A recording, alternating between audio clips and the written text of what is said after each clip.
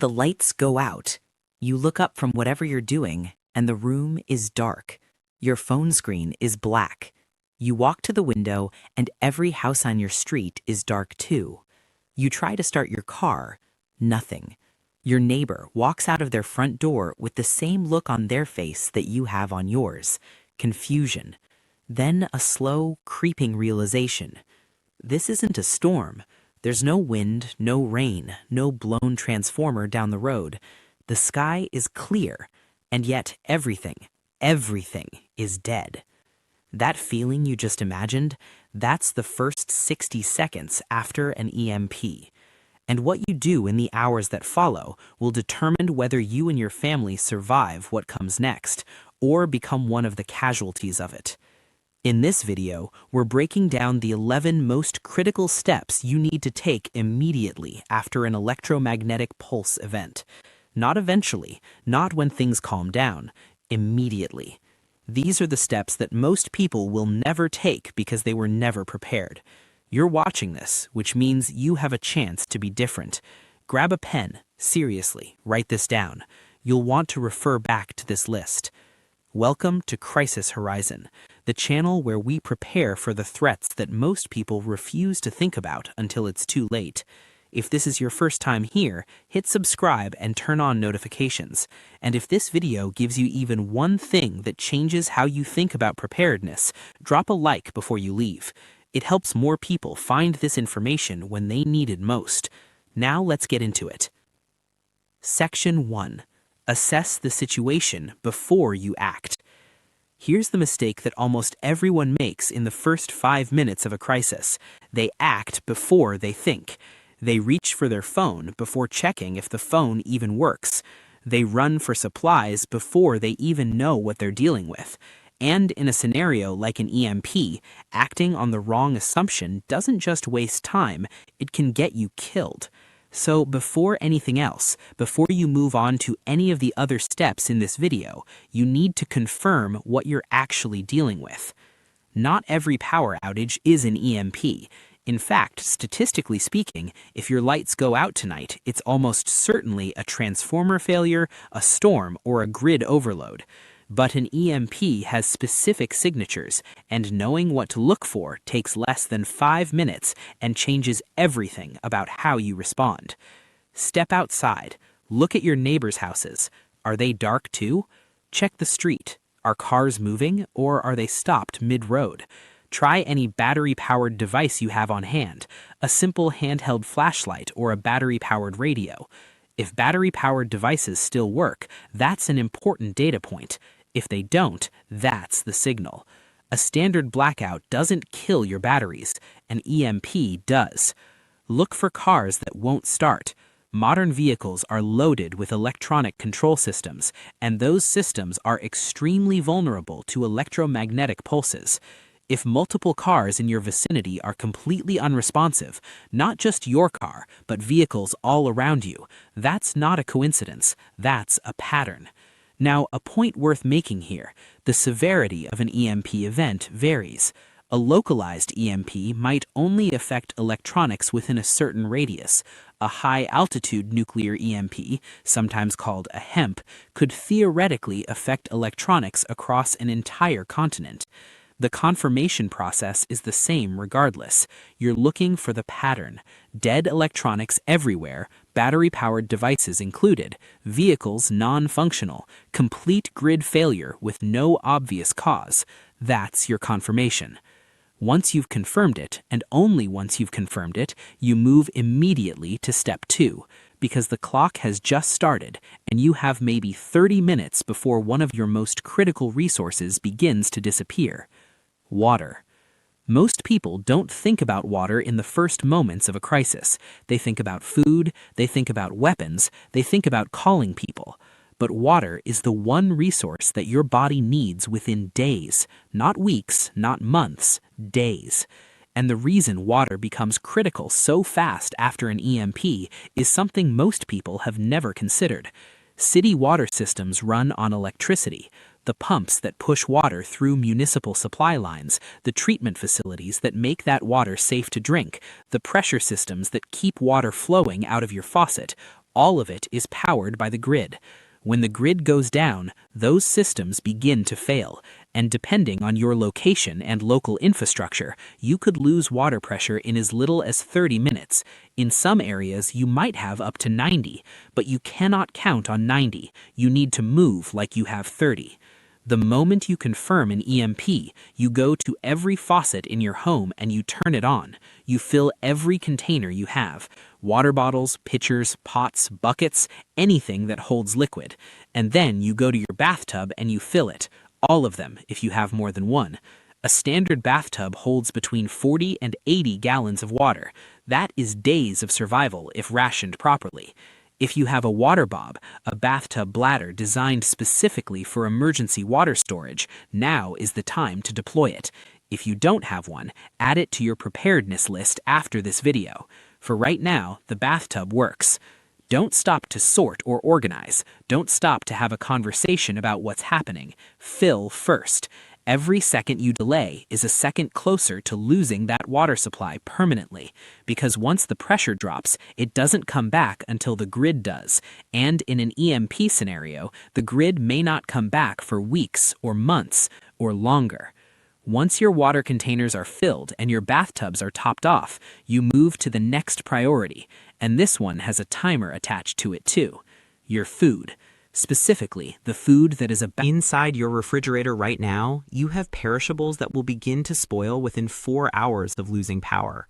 Inside your freezer, you have food that will stay safe for about 24 to 48 hours if the freezer stays closed, and much longer if you're strategic about it.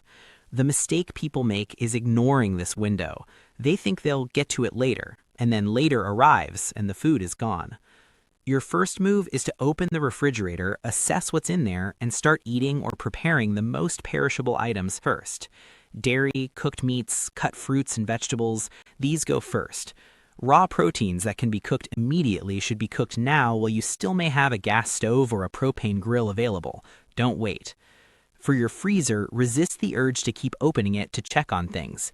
Every time you open that door, you lose cold air and accelerate the spoilage timeline. If you have ice packs, consolidate them inside the freezer to help maintain temperature. If it's winter and your outdoor temperature is below freezing, you have a natural advantage. You can move frozen items outside or into an unheated garage to extend their life significantly. This is one of the rare cases where a cold climate becomes a genuine survival asset. The goal of this step isn't just to save food from spoiling, it's to establish early awareness of your food situation. Because your long-term survival math starts with knowing exactly what you have, and that math gets a lot more important in the days ahead. Section 2. Secure your resources and communication.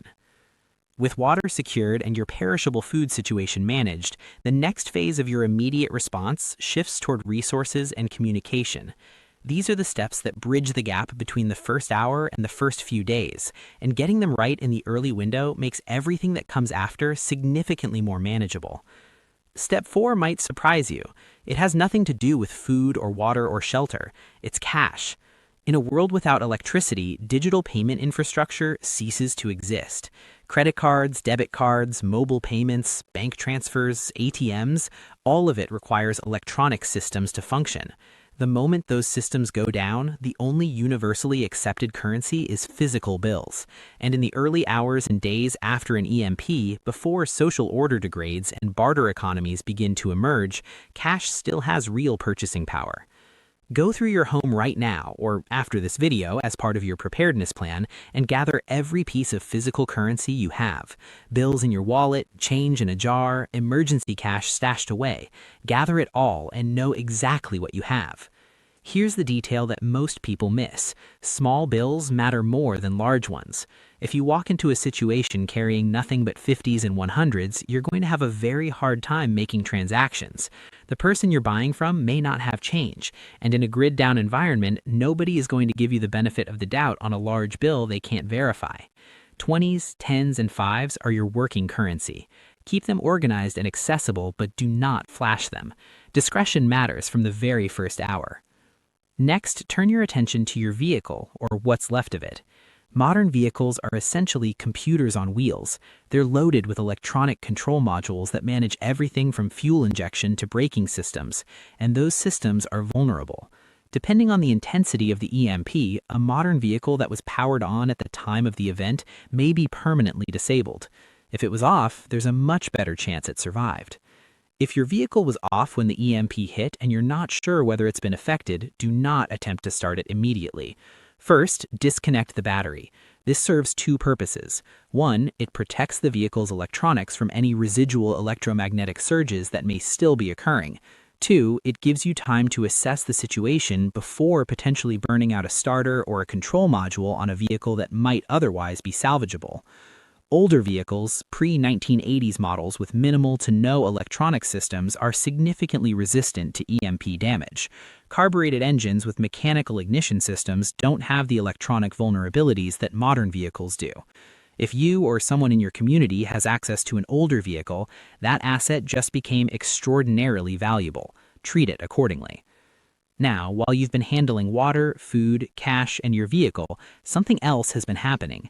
Your community has been waking up to the fact that something is very wrong, and that window, the early window before information spreads and before fear starts driving behavior, is exactly when you need to handle your communication situation. Your phones are dead.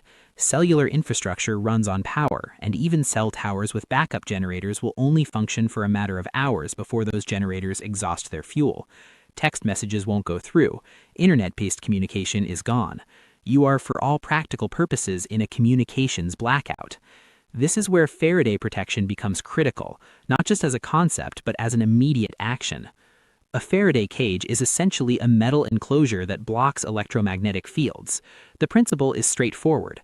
Electromagnetic energy cannot penetrate a continuous conductive barrier, which means any electronics stored inside a properly constructed Faraday cage at the time of the EMP may have been protected from damage. If you have a Faraday cage prepared, a metal trash can with a lid, a metal ammo box, even layers of aluminum foil over a cardboard box, check those items. Battery-powered AM/FM radio or a hand-crank emergency radio is your single most important communication tool in the immediate aftermath. It doesn't require the internet. It doesn't require cell towers. It requires a signal, and emergency broadcast frequencies are designed to operate on backup power specifically for scenarios like this. If you don't have a prepared Faraday cage, you can still improvise one for any devices that survived.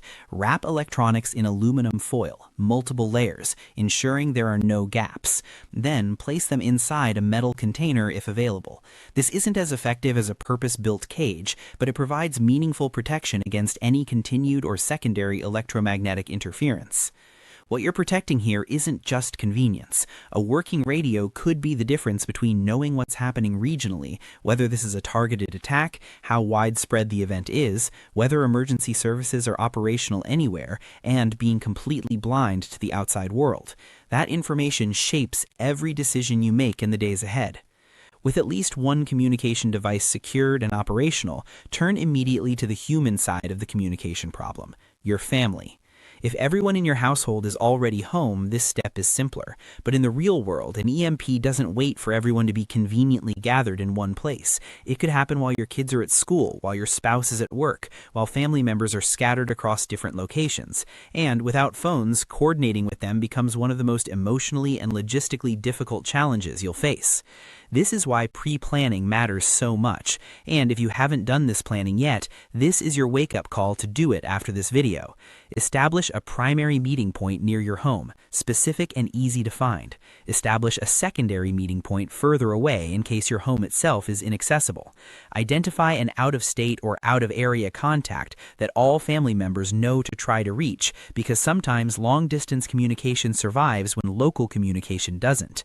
But even without that pre-planning, you can establish a communication framework right now. Tell every person in your household the meeting point. Write it down and give copies to your children. If family members are not home, send someone to their last known location, school, workplace, a friend's house, along the safest, most direct route. Do not wait for them to find you. Go get them. The emotional weight of not knowing where your people are in a crisis is enormous. It consumes mental energy you need for decision-making. Resolving the communication situation as quickly as possible isn't just a logistical priority, it's a mental health priority. Section 3. Shift into long-term survival mode. By the time you've worked through the first 7 steps, a few hours have likely passed. You have water, you've managed your perishable food, you have cash, your vehicle situation is assessed, you have at least one communication device, and your family is either accounted for or you have a plan in motion to reach them. You're ahead of the vast majority of people around you. But here's where the real challenge begins, because surviving the first day of an EMP isn't the hard part. The hard part is shifting your mindset from emergency response to long-term adaptive living, and doing it fast enough to make decisions that protect you for weeks and months, not just hours. Step 8 is about taking stock of what you have and building a plan around reality, not around hope. Conduct a full inventory of your food supplies, every shelf, every cabinet, every pantry. Write it down and be specific. How many pounds of rice? How many cans of beans? How many protein sources? What cooking methods do you have available without electricity? A propane stove, a wood fire, a rocket stove? Identify your options. Now, do the math. The average adult requires roughly 2,000 calories per day to maintain basic function under normal conditions. In a high-stress, physically demanding grid-down scenario, that number can climb closer to 2,500 or even 3,000. Take your total caloric inventory and divide it by the number of people in your household and their estimated daily needs. That number tells you how many days your current supplies will last at full consumption. Then reduce that consumption. Not immediately and not severely, dramatic caloric restriction creates its own problems in terms of energy, cognition, and morale. But a 15 to 20% reduction in daily caloric intake implemented early can extend your food supply by weeks. The time to start rationing is not when you're almost out. The time to start is now, while you still have enough that the reduction feels manageable. Prioritize calorie-dense, shelf-stable foods: rice, pasta, dried beans, canned goods, nut butters, cooking oils. If you have perishables that survived the first round of triage, consume those first. Work from most perishable to most shelf-stable. And document what you consume each day so you can track your actual rate of depletion against your projections. This level of organization might feel excessive in the first day, when you're still hoping the power comes back. But if the grid doesn't return, and in a major EMP event it may not return for a very long time, the families who did this math early will be eating, while families who didn't will be in crisis. As the first day progresses and you settle into your immediate response, another reality begins to assert itself. The world outside your front door is changing. Within 24 to 72 hours of a major grid failure, social dynamics begin to shift. People who were not prepared begin to realize the scope of what's happened. Stores that were rushed in the first hours become empty, desperate. And in that environment, a home that appears to have resources becomes a target. This isn't fear-mongering, it's pattern recognition based on every major prolonged grid failure and societal disruption in recorded history.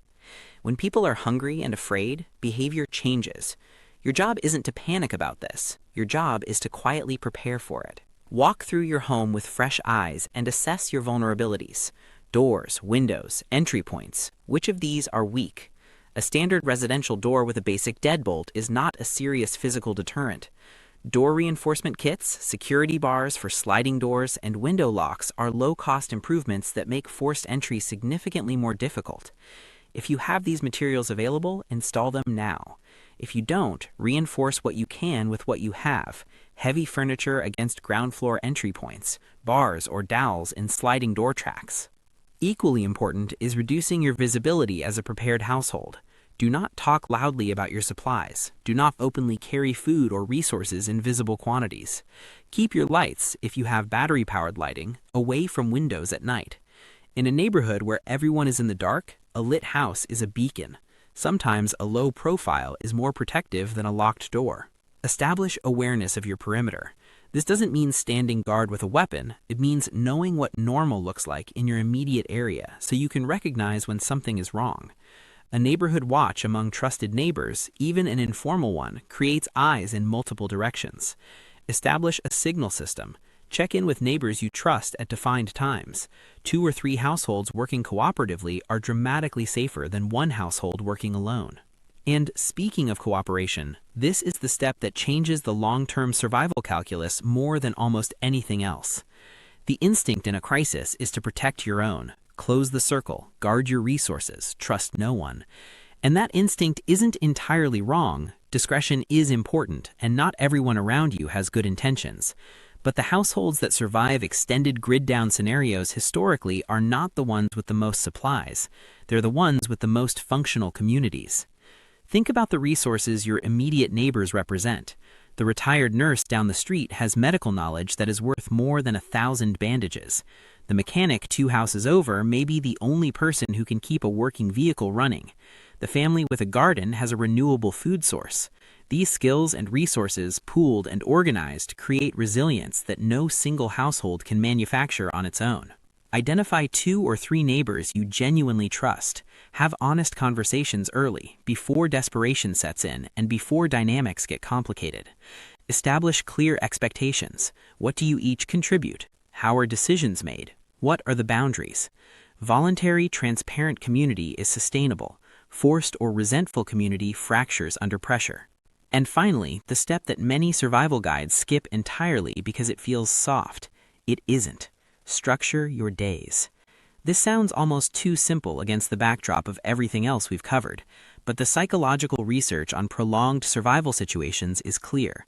People who maintain daily structure, who have roles, routines, tasks, and goals, hold together significantly better than people who don't. The absence of structure accelerates depression, conflict, impulsive decision-making, and the complete unraveling of group cohesion. Create a daily schedule. Assign roles based on skills and capacity. Rotate watch schedules. Schedule meals and meal preparation. Dedicate time to maintenance tasks, security checks, and resource management. Designate time for rest. And set small, achievable goals that provide a sense of forward movement, even in the midst of enormous uncertainty. The morale of your household is a survival resource. Protect it the same way you protect your water supply and your food inventory, because a group of people who have lost hope stops functioning effectively, and in a prolonged grid-down scenario, effectiveness is survival. The first hours after an EMP are going to be disorienting, overwhelming, and frightening for most people. But for the person who has this list and who has internalized these 11 steps, those hours look different. They look like action, purposeful, sequential, strategic action that builds survivability with every step. Confirm the event, secure water, manage your food, get your cash, assess and protect your vehicle, build Faraday protection, establish communication, inventory and ration, harden your home, build community, and maintain structure and routine for the long haul. Write it down, share it with the people who matter to you, and make sure they've seen this video. This is Crisis Horizon. If you're serious about preparedness, this channel is built for you. Subscribe, turn on notifications, and start going through our back catalog, because the best time to prepare was yesterday, and the second best time is right now.